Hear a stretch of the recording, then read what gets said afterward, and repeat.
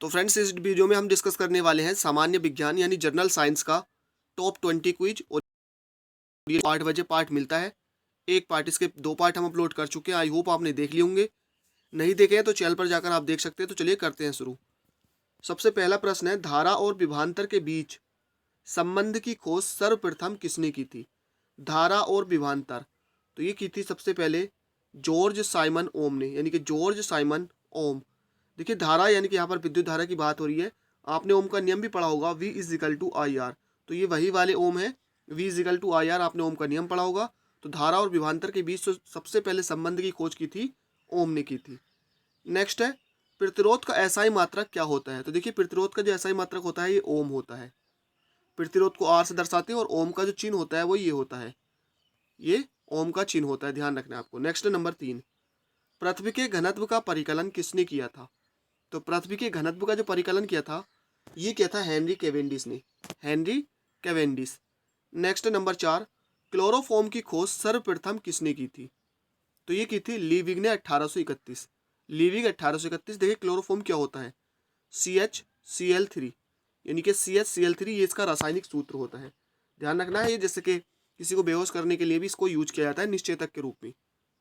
तो CH Cl3 होता है। अगर आप इसका रासायनिक नाम, तो ये हो जाएगा ट्राई क्लोरोमीथेन, ट्राई क्लोरोमीथेन या मिथाइल टेट्राक्लोराइड।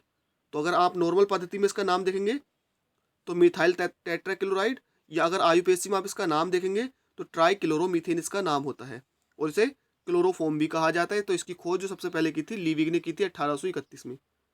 नंबर 5 है, ट्राई नाइट्रोग्लिसरीन, यानी कि जिसे TNG कहते हैं, को अन्य किस नाम से जाना जाता है? तो ये जाना जाता है इसे नोवेल का तेल के नाम से। इंपॉर्टेंट है, नोवेल के तेल के नाम से TNG को जाना जाता है, और TNG की फुल फॉर्म होती है ट्राई नाइट्रोग्लिसरीन। नेक्स्ट है, डायनामाइट का आविष्कार किसने किया था? डायनामाइट का आविष्कार, तो ये किया था अल्फ्रेड नोबेल ने, और 1863 में। Alfred Nobel 1863। नंबर 7 है, कोशिका का रसोई घर किसे कहा जाता है? तो ये कहा जाता है हरित लवक को। अब आप इसे हरित लवक कह दीजिए या क्लोरोप्लास्ट कह दीजिए। नंबर 8 है, एथिलीन किस रूप में पौधों में पाए जाने वाला हार्मोन है? तो ये पाया जाता है गैसीय रूप में। ध्यान रखना आपको, एथिलीन किस रूप में पाया जाता है? गैसीय रूप में, और पौधों में पाया जाने वाला है गैसीय रूप में एक हार्मोन है।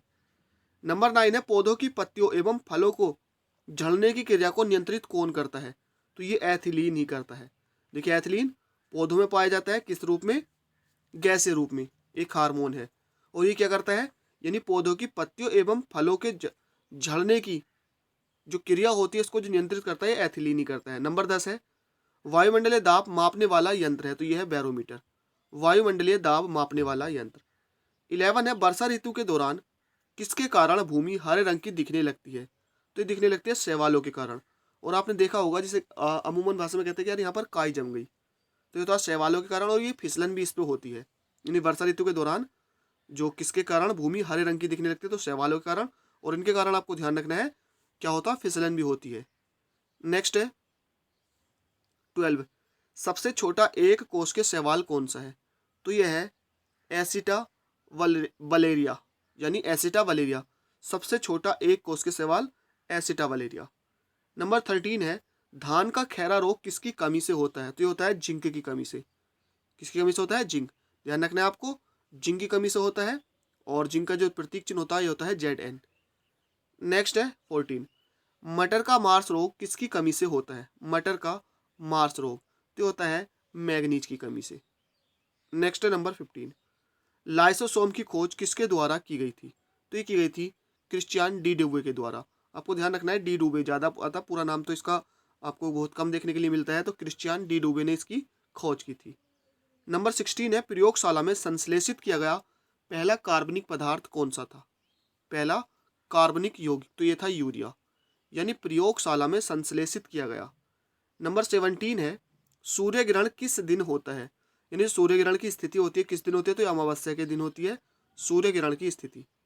देखिए, सूर्य ग्रहण होता क्या है, अमावस्या के दिन होती है, जब सूर्य, यानी कि आपको ध्यान रखना है सूर्य, चंद्रमा और पृथ्वी, यानी आपको ध्यान रखना है कि जो सूर्य होता है, सूर्य पृथ्वी के बीच में चंद्रमा आ जाता है, तो सूर्य की जो रोशनी होती है ये चंद्रमा पर पड़ती है और डायरेक्ट सूर्य का जो प्रकाश होता है वो पृथ्वी पर नहीं पहुंच पाता, सिर्फ चंद्रमा की परछाई जाती है, जिससे काला काला दिखाई देता है और कहते हैं कि सूर्य ग्रहण हो चुका है। तो ये स्थिति आपको ध्यान रखना है, अमावस्या के दिन होती है। नेक्स्ट है नंबर 18, चंद्र ग्रहण की स्थिति किस दिन होती है? तो ये होती है पूर्णिमा के दिन। देखिए ये क्या होता है कि जो सूर्य होता है उसके बाद पृथ्वी और ये होता है चंद्रमा, यानी आपको ध्यान रखना है सूर्य पृथ्वी चंद्रमा एक सीध में आ जाते हैं, या यूँ कह सकते हैं कि सूर्य चंद्रमा के बीच पृथ्वी आ जाती है। तो फिर जो सूर्य का प्रकाश होता है, आपको पता है कि चंद्रमा का खुद का प्रकाश नहीं है, वो सूर्य के प्रकाश को पृथ्वी की तरफ परावर्तित करता है। तो पृथ्वी का जो छाया होती है वही चंद्रमा पर पड़ती है, तो जिससे क्या होता है चंद्रमा काला काला दिखाई देता है और कहते हैं कि चंद्रमा को ग्रहण लगा है। तो चंद्रग्रहण की स्थिति कब होती है? पूर्णिमा के दिन। नंबर 19 है, कार्य कैसी राशि होती है? तो होती है एक अदिश राशि। नेक्स्ट है नंबर 20, काला जार किसके कारण होता है? तो होता है बालू मक्खी के कारण, काला जार बालू मक्खी। तो यहाँ पर हमने आज के 20 कुछ कंप्लीट किया। आई होप वीडियो पसंद आई हो, इसको लाइक कीजिए, दोस्तों के साथ शेयर कीजिए। थैंक यू फॉर वॉचिंग, मिलते हैं नेक्स्ट वीडियो में।